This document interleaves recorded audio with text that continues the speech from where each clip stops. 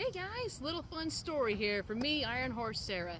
Did you know that according to his best friend, Casey Jones was not only a hero in his famous wreck, but he was actually famous for being a hero before that? Let me tell you the story. Many of us in the railroad community know of Casey Jones, the famous engineer, and his wreck. But did you know that there was another famous story about Casey before his wreck?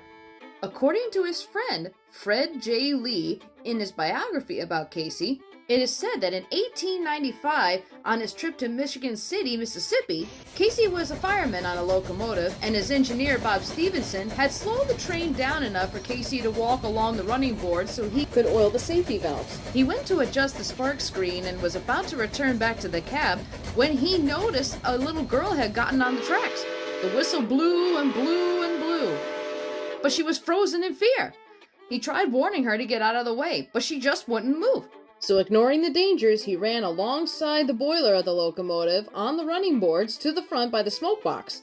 Once he made it to the front of the locomotive, he braced himself against the cowcatcher, or the pilot as it is often known by railroaders everywhere, got into position, and scooped up the little girl just before she could be killed by the locomotive.